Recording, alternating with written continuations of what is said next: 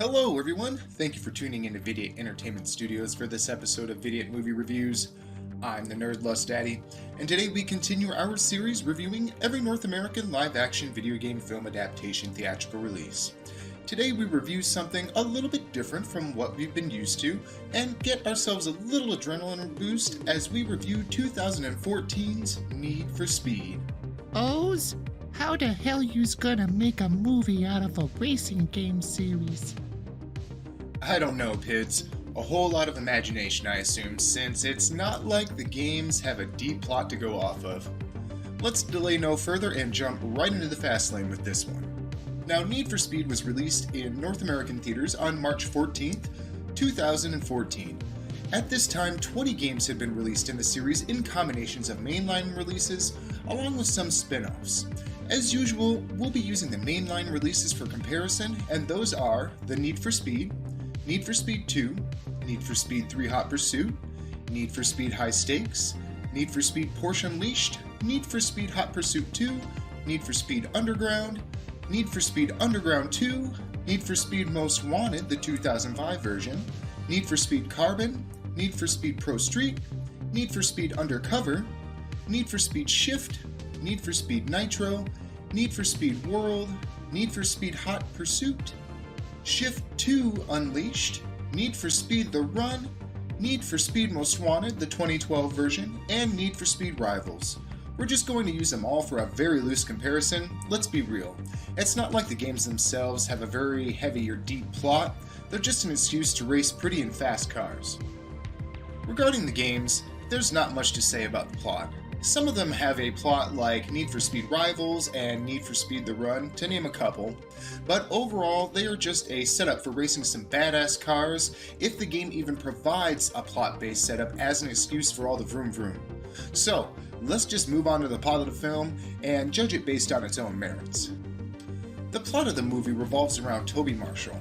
He's a former race car driver that runs his late father's garage, where he and his friends specialize in working on performance vehicles and doing sport tuning. A former rival of his, Dino Brewster, who was born and raised in the same town and also ended up courting the woman that Toby was in love with, arrives back in town. He presents Toby with the proposition of completing the build of a rare Ford Mustang that was being worked on by Ford and Shelby before Shelby's death. In exchange for doing the work, Dino offers to pay Toby 25% of the final sale value of the car, which is estimated to be worth $2 and $3 million. Toby accepts the offer, and Toby's friends insist that he should not take the job due to how untrustworthy Dino is and the bad history between them. Toby confides in his friends that a man they saw him talking with earlier is really from the local bank, and the shop is in danger of being foreclosed upon. So, without this money, they will be out of business and his father's legacy will die. They all agree to support Toby, work on, and complete the build of the Ford Shelby Mustang. Toby ends up driving the car to prove its top performance, against the wishes of Dino, to the potential buyer, which ends up landing the sale. Regardless of the outcome, Dino is still furious that Toby drove the car against his wishes and challenges him to a race. If Toby wins, he can have Dino's 75% of the sale profits, but if Dino wins, he gets Toby's 25%. Toby's friend Pete, brother to Toby's former love interest Anita, insists that he be allowed to take part in the race. Dino agrees, and he, Toby, and Pete go to his uncle's home where 3 Koenigsegg Agera Rs, illegally tuned European race cars, are stored. They each choose one of the cars and then proceed to take part in the race. Towards the end, and realizing that he's going to lose, Dino clips Pete to get him out of the way, which causes Pete to flip end over end, his car to catch on fire, and to plummet over a bridge, leading to his death. Toby sees this and is the only one to stop, turn around, and try to check on Pete, while Dino continues on to win the race. The death of Pete leads to an investigation, where Toby is charged with the involuntary manslaughter of Pete, along with the theft of one of the cars that he was driving, due to Dino falsely reporting a theft and claiming that he was nowhere near the incident nor involved in any race. 2 years later, Toby is up for parole from prison, and before release, he has a call with Ingram, the man who purchased the rare Ford Shelby Mustang, and makes a deal with him to be allowed to use the car to take part in the secret illegal race known as the De Leon, in exchange for a share in the prize pool and a chance to seek revenge against Dion. Alright, so the plot of the movie, it's not half bad. I enjoyed the revenge angle of it, as well as the underlying plot regarding the dream of taking part in and winning the secret high-stakes race, the De Leon. All in all, the plot serves its purpose well and kept me engaged and wanting to see where things went. I can give the plot a hawoo. Pids, what did you think of the plot? Hawoo! So what about the setting and world representation? Well, the bar isn't set too high here. Do we have a setting involving a high-stakes race and many other races? Yeah. Do we have representations of proficient veteran racers out to be the best of the best? Check. Do the races take part in multiple locations, such as city settings, as well as back roads, vistas, and seaside highways? Yeah. Do we see exotic and native high-performance cars in action? Yeah. Well, really, what else could you ask for or expect from a Need for Speed movie? This one gets an easily met hawoo from me. Pids, what did you think of the setting and world representation? Hawoo! Alright, let's jump into the characters and keep it simple by sticking with the main ones and those represented by well-known actors. Let's start with Joe Beastie Peck, played by Ramon Rodriguez, known for his roles on the TV series The Wire, as well as the film Transformers: Revenge of the Fallen. Beastie is the crew's professional mechanic and also what you could consider the fuel man, as he drives a modified 2011 Ford F450 that carries fuel tanks to refill cars even while on the move. Now, the performance of this character is a good one, as it's one of the more level-headed and technical members of Toby's crew. Nothing outstanding, but nothing that falters or is eye-roll worthy here either. I can give him a pass in hawoo. Pids, what did you think of Joe? Hawoo! Sergeant Benny Maverick Jackson, portrayed by Scott Mescudi, probably better known by his musical stage name Kid Cudi. Here he plays the eyes in the sky for Toby's crew, giving him heads-up warnings and crucial directional information when racing. He also serves as one of, if not the main source of comedic relief in the movie, with confident and snarky one-liners. He was one of my favorite members of the crew, and I can give him a hawoo. Pids, your thoughts on Benny? Hawoo! Finn, played by Rami Malek, who you all know for his exceptional role as Freddie Mercury in the Queen biography Bohemian Rhapsody, as well as his roles in the James Bond film No Time to Die and the Night at the Museum trilogy. Here he plays the tech expert for Toby's crew, as well as playing a bit of a role of comedic relief himself. I quite enjoyed the screen time with him, and in particular, the scene where he quits his job to rejoin Toby's crew was fabulous and hilarious. I can give him a hawoo. Pids, what did you think of Finn? Hawoo!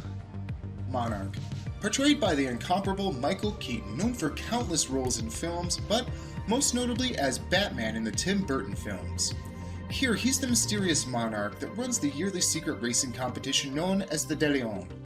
Screen time with this character is somewhat limited until about the last third of the film, but I found it enjoyable. He brought some enthusiasm as well as that stereotypical Michael Keaton, extremely overacted yet enjoyably so style that you can relate with other actors such as Nicolas Cage. An enjoyable character and one that gets a hawoo from me. Pids, thoughts on Monarch? Hawoo! Julia Madden, played by Imogen Poots, known for her roles in the TV series Roadies, as well as the films 38 Weeks Later and The Father. Here she takes on the role of the assistant to the wealthy Ingram, who must accompany Toby to California to make sure he takes part in the De Leon.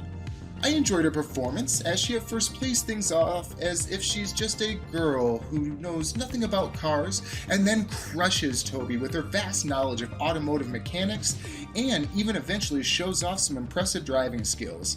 She gets a hawoo from me. Pids, what did you think of Julia? Hawoo! Eno Brewster, portrayed by Dominic Cooper, known for his roles in the TV series Agent Carter, as well as Preacher. He takes on the role of Toby's lifelong rival here. I enjoyed the performance as he comes off as cocky, self-centered, selfish, and a remorseless piece of shit who's only concerned about his perceived wealth, success, and racing abilities. He makes you loathe this character and root for Toby.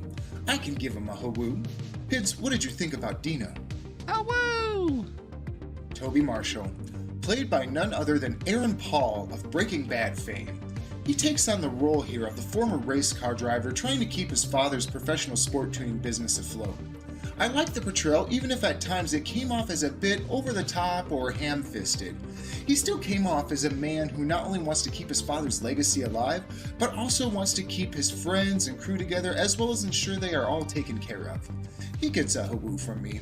Pids, what did you think of him? Hello! Alright, time for our final verdicts here. While I would in no way consider myself a gearhead or even a fan of sport-tuned or racing cars, let alone racing video games in general, I honestly enjoyed my time with this film. It kept me engaged, and the racing scenes were exciting and engaging as well. Let's turn to the Pids first to see what he thinks. Pids, what did you think of Need for Speed? Hello! I agree, Pids. I'm not sure why this had such a low critic rating when it came out, because it's honestly not bad. It isn't groundbreaking or a trendsetter, but it is quite the enjoyable movie even to a person who isn't really into films like this and typically avoids what you could call the Fast and Furious genre.